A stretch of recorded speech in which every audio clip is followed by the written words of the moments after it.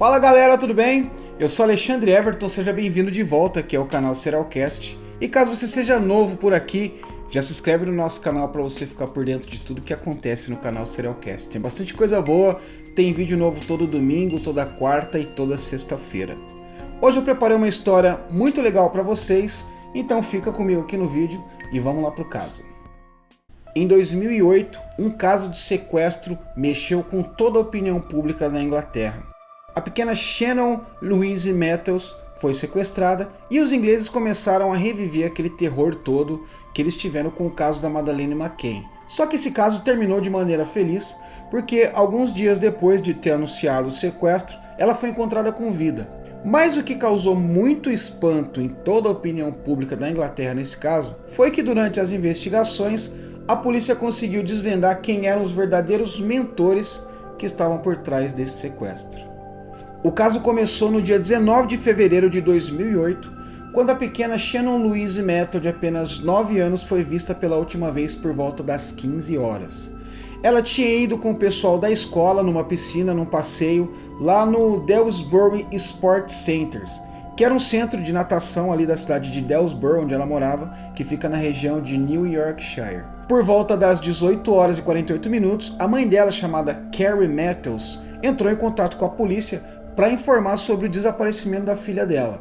Os policiais então prontamente já colocaram ali uma equipe para iniciar as buscas, e essa equipe era formada por mais ou menos 250 policiais. E aí a notícia do desaparecimento dela começou a correr pelo bairro e os vizinhos organizaram as suas próprias buscas.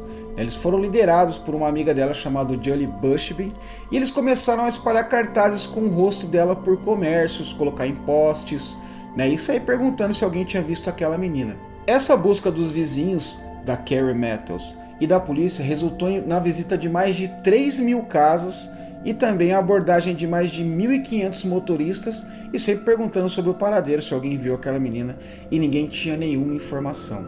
A mídia também começou a noticiar esse fato, e o tabloide inglês chamado The Sun ofereceu uma recompensa de 50.000 libras para quem desse qualquer informação sobre o paradeiro dela.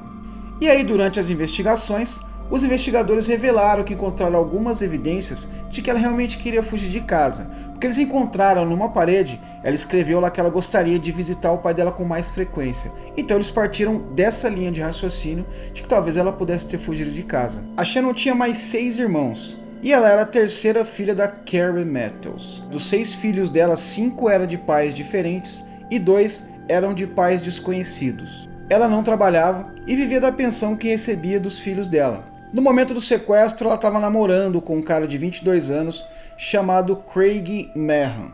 As pessoas que conviviam com a Carrie geralmente diziam que ela não era uma mãe exemplar. Ela costumava dar qualquer tipo de comida para as crianças e tal, não ligava muito para eles na escola.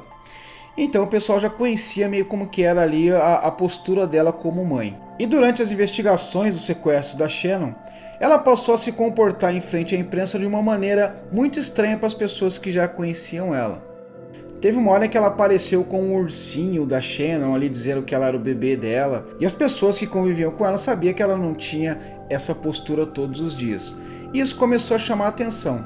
Até que uma amiga dela chamada Nicole Brown começou a perceber que toda vez que ela estava conversando com a imprensa, ela chorava e fazia um escândalo todo lá, só que quando o pessoal ia embora, ela passava a ficar normalmente, ficava dando risada, contando piada, vivendo como se não tivesse acontecido nada ali. Essa postura meio estranha da Carrie também chamou a atenção dos investigadores do caso.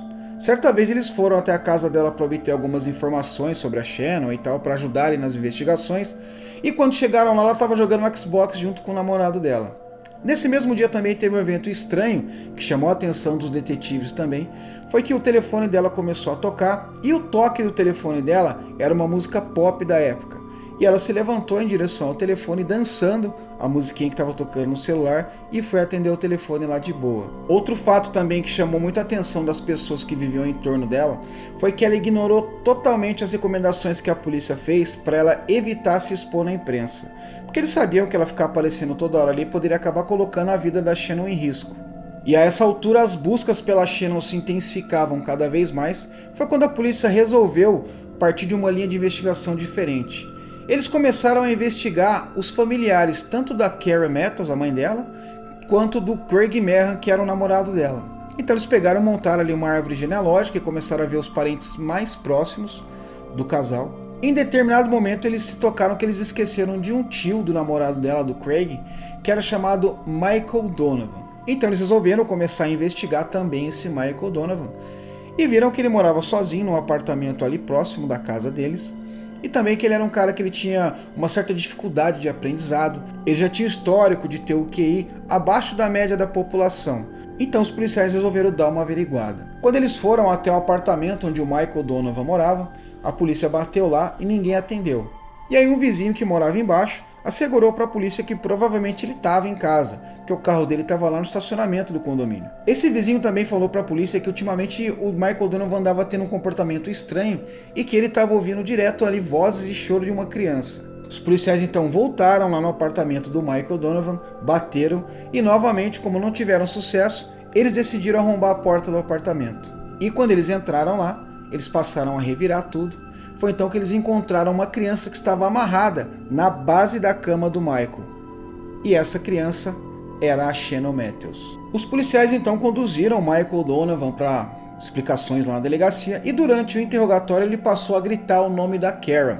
Ele dizia que queria a presença da Karen ali porque ele havia feito um trato com ela onde ela daria 50 mil libras para ele esconder a Shannon lá na casa dele. Então a polícia resolveu também interrogar a Karen e foi que ela contou toda a verdade. Ela havia articulado com o tio do namorado dela para simular um rapto da pequena Shannon e então depois eles libertariam ela e aí ela ia pegar as informações e passar para a polícia a fim de receber a recompensa por essas informações. Então, a Karen Matthews, a mãe da criança da Shannon, foi presa junto com o tio do namorado dela, o Michael Donovan, e os dois foram condenados a 8 anos de reclusão. Ela foi condenada por negligência infantil e também por fraude. E o Michael Donovan foi indiciado por sequestro de menores. Já o namorado dela, o Craig Meehan, aparentemente não tinha nenhuma ligação com o caso. Entretanto, ele passou 20 meses preso porque durante as investigações a polícia encontrou pornografia infantil em posse dele. Hoje em dia, a Shannon Matthews e os irmãos dela ganharam novas identidades e estão vivendo com outras famílias. E a justiça da Inglaterra proíba que qualquer meio de comunicação vá entrevistar a Shannon, então as pessoas desconhecem o verdadeiro paradeiro dela. O que de certa forma é muito bom, porque assim ela viveu um baita de um trauma, imagina ficar revivendo isso a todo momento, né? Alguns anos atrás um tabloide inglês publicou algumas fotos da Karen Matthews. Ela está morando numa outra parte do país, ela pintou o cabelo e se nega a dar qualquer entrevista. Então esse foi o desfecho do caso da pequena Shannon Matthews. Se você gostou do vídeo, deixe seu like aí. Se você não está inscrito no canal, já por favor se inscreva, que aí você fica por dentro de todos os vídeos que a gente posta aqui. Beleza? Eu vou ficando por aqui, agradeço a sua atenção e vejo você no próximo vídeo de Serialcast.